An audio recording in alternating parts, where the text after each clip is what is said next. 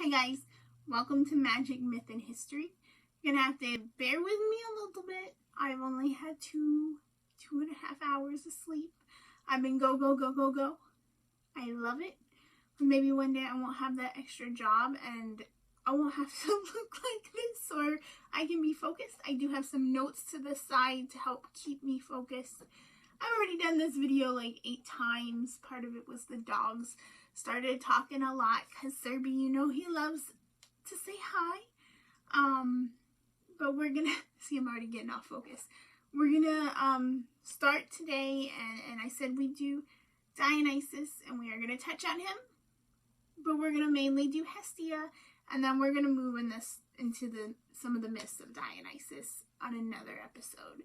I do want to take a moment to show off this beautiful Dionysus box Jody made me. I commissioned it for her. She hand painted it. She found nice little symbols for him. And then I get to put all of my stuff that I use to work with Dionysus or connect with him right in this box. She even had a nice picture right here for me for him. I'm going to get one for Apollo too because he wants one. But we're going to move into Hestia now. She is one of the Delphi trio, which Apollo and Dionysus are. That's what I refer them to as. Whatever. Bear with me. So this is beautiful Hestia. And Hestia is the first and last born child of Kronos and Rhea. Or Rhea, however you want to pronounce it. So why is this? Why is she the oldest and the youngest at the same time? How does that make sense? Her origin story is basically Rhea gave birth to her. Kronos feared that Hestia, as well as her siblings, would kill him like he did his father, and he ate them. Thumbs up, right? No. Okay. So because Hestia was eaten first, she came up last, therefore being the eldest and the youngest at the same time. Now, Hestia is arguably the most introverted of the Olympian gods and goddesses, and the most drama-free. She doesn't like drama, and sometimes lack of information is the best clue into characteristics of certain deities. And by this I mean there are not a lot of stories about Hestia. And in fact, one of the most popular myths about Hestia actually was put together by missing information from ancient context than anything else. It's a modern day interpretation of Hestia. Does this mean it's necessarily wrong? Not at all. In fact, I quite see this in her nature. It's very believable, in my opinion. Now, Hestia is the goddess of the home and hearth. She's the goddess of baking as well. I would say she's also the goddess of peaceful outcomes. She's your anti-drama mama, okay?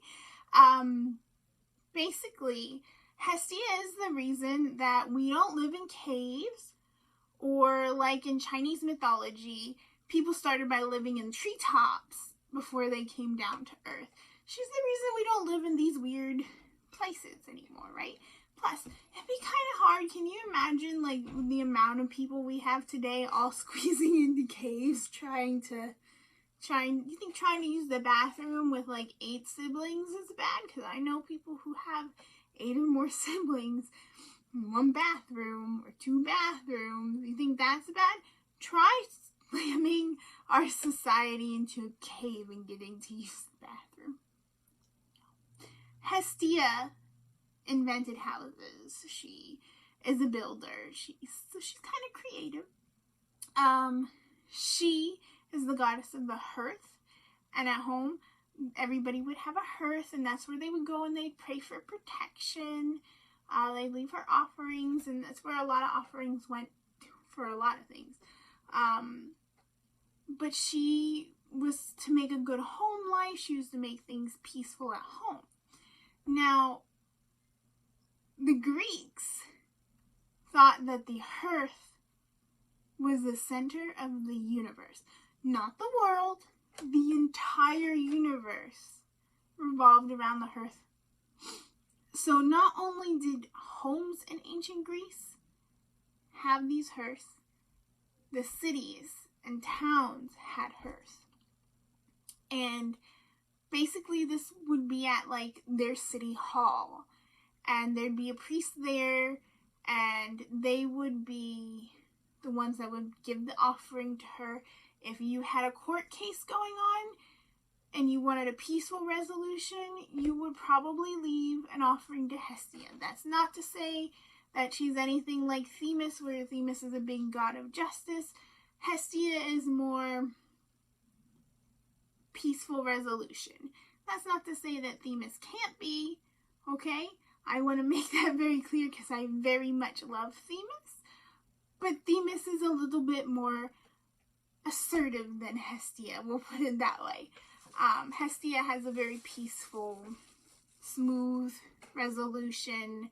She might be a little more compromising than strict justice. But again, that's also going to depend on like anything, what the circumstances are. Trust me, you don't want to make any of them mad, right? So, diplomats would come to City Hall. She would see that things would go smoothly there. Anytime in Greek culture, if you wanted to establish a new, town, you would take hearth fire from the sacred hearth of Hestia at City Hall, and you'd bring it to your new town. And if this fire went out, you couldn't just be like, let's light a new fire. There were certain ways you had to do it, and one of them had to either cause a lot of friction, or you'd have to use pieces of glass reflected from the sun to get the fire to start. In some cases, they'd even have to go to their hometown's hearth and get the fire from there. Now, let me just make sure I'm hitting all my bullet points real quick. Okay. So, arguably, the most famous myth about Hestia is the one where Dionysus comes up to Olympus and he's like, I'm going to be an Olympian now. Now that's an exaggeration a little bit. But he wants his rightful place. He's son of Zeus. He wants to be an Olympian.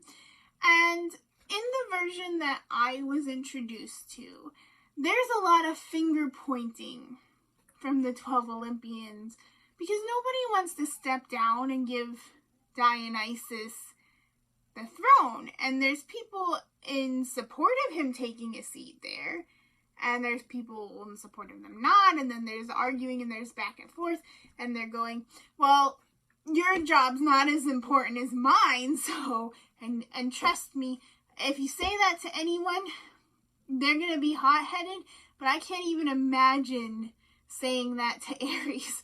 Okay, can you, I can feel the warmth right now. Can you imagine saying that to Aries?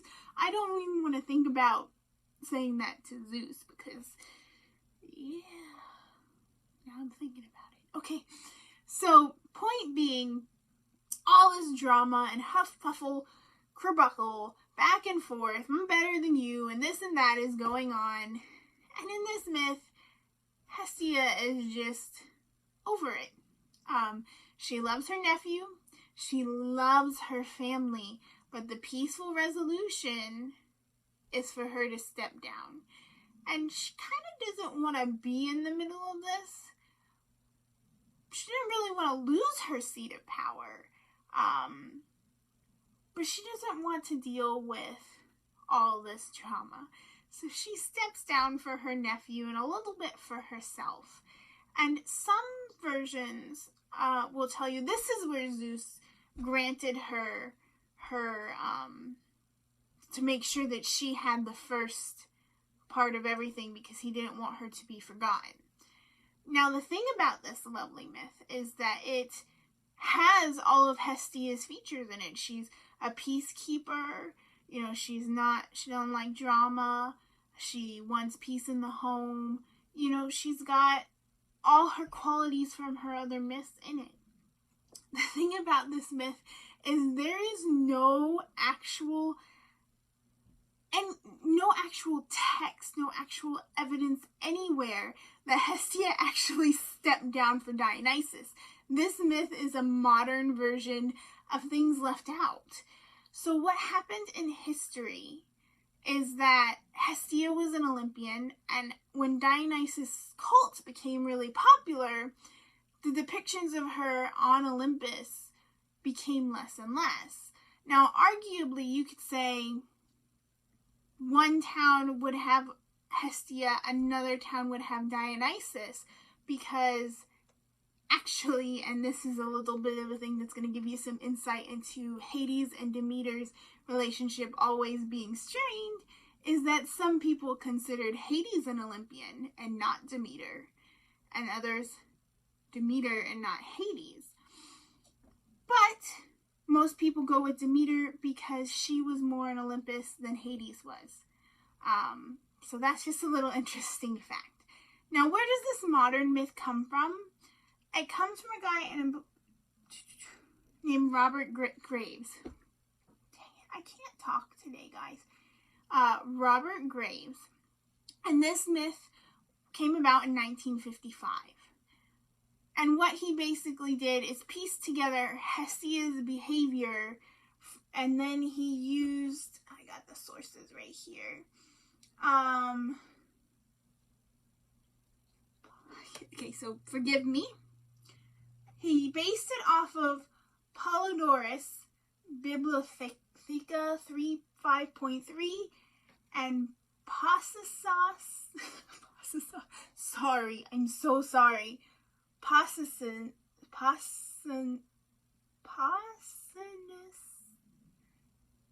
Helidos Perigis 231.2. I'm sorry for butchering that. I can get a lot of things pretty close. That was not something I could ever get close. So, laugh at me because I just said pasta sauce. Okay, so we can conclude, or at least most people conclude, that ancient Greeks would have agreed with Robert Graves, that this is what happened, that Hestia sat down, it's agreeable to her nature, but we don't really know. Okay, what we can say is that Hestia was very important, and even when she disappeared from Olympus, people still always gave her the first offerings. She was a part of their home. They had great love for the goddess, and she just didn't appear in many myths at all because she just wasn't into the drama. She lived a pretty peaceful life. She brought harmony, and she's absolutely great to work with if you don't want drama in your life, if you want a peaceful life. She's the one that you want to connect with to do that. And that's why I'm kind of really glad that we're starting off with her and we're keeping tradition, because Hestia should be honored. There has to be, no matter what you are, a certain amount of peace in your life to enjoy it, and she's the one that can teach you all about it. She was worshipped at Delphi before Apollo and Dionysus. She's got a very nice hearth there. The other interesting thing about Hestia, and some of you may have noticed this, we're getting to the end here, so, is that she looks like the Virgin Mary. So do you want to know why this is? I watched a very interesting art documentary, and when I can get the name of it, I will include it in the description box.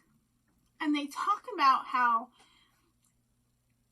and they excuse the expression, I don't want to offend anybody, but the Romans were the ones that whitewashed the Christian Judeo faith. So when Christianity came into Rome, it was being worshipped underground, okay? And they took Zeus's depiction and made it God. And then they took Hestia, being a virgin goddess, made her the Virgin Mary. And then, interesting enough, okay, they chose Apollo's depiction to be Jesus. And some of you may be going, the brown-haired sad Jesus? No. The first depictions of Jesus in Rome were of a blonde-haired, cheerful youth. And the reason they selected this is they wanted someone who brought forth the feeling of joy to attract more people to Christianity. And this is a common practice throughout history. When you move to a new place and you brought new cultures and you brought new gods, you built on top of what was already there. Which is why I really don't like when you get into Celtic mythology and they just are like, oh, Guinevere is Aaron. No. I think their myths got merged, but they're different, okay? Merging happens, and this also happened when the Greek gods came to Rome, because Hestia and Vesta get combined into the same deity, but there are differences, and I'm not going to go into them all right here. We might do another one on like the cult of Vesta, because there's some more information that's kind of neat on the worship of her. So maybe we'll go into some differences then, because this video is getting a little long already. But that's just what happened. So if you want to blame anybody, all roads lead to Rome. Sorry, guys.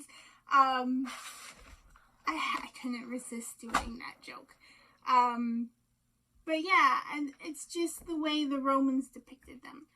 So, I might do a mini video on more of her symbols and like what you would give for her for offerings traditionally. Later on, it's gonna be on a separate channel because I'm gonna put this on the same YouTube channel as Rishin. And for those of you who don't know, Rishin is my comic book that I'm working on as best I can in between everything else that I have to do. It is my dream and I'm gonna get it done, and it's making great progress. Just not as fast as I want to do, because I'm one of those people who take on 1,000 tasks because I think I have time to do them, and then they take 6 times as long as I thought. But it's coming out this year, and I wanted it to be the end of April. I'm going to be happy as long as I get it ready for the conventions in June. I got brochures printed up. I got keychains printed up. I got pillows. I got plushies. I'm just finishing up on the last few sketches. And then I have to go back and shade it all in. It's not that much compared to where I was before. And I'm making more and more time for it. But I still have to make money, so I can't just drop everything else. And I do really love, you know, what I do other than my part-time job. And I really hope that by the end of this year that I won't have to have that job anymore, so I can focus on this, I can focus on my comic, and things will move a lot faster, a lot smoother, and I won't be so tired all the time. But I'm really loving life, and I have the greatest friends and supporters, and if you're seeing this video, you're probably one of them, at least right now. And I hope that you will go over to YouTube, even if you see this in my group, and give it a like, give it a share. If you want, join my Patreon. I'd love that. There is a free option. There's a $1 option. There's $5, and it goes up from there for monthly subscriptions. But just following and sharing my Patreon would be a blessing. I'm going to say 1,000 times. I'm going to get better at that. I still have this problem staring at the screen. I don't necessarily like it's weird looking at yourself and talking, but I'll eventually get used to that. So anyway, thank you guys for tuning in and learning some about Hestia. If you have any questions, feel free to ask. I'd love to answer them. I'm not super taking requests on which deities to do, but go ahead and drop some in the comments if you'd like to see. I can't promise how fast they'll get done because, like I said, I've been go, but yeah, I definitely think eventually I'll be taking requests as I get more and more time away from my other job. So thank you for tuning in, and thank you for being a part of my journey. Love and light, balance and night.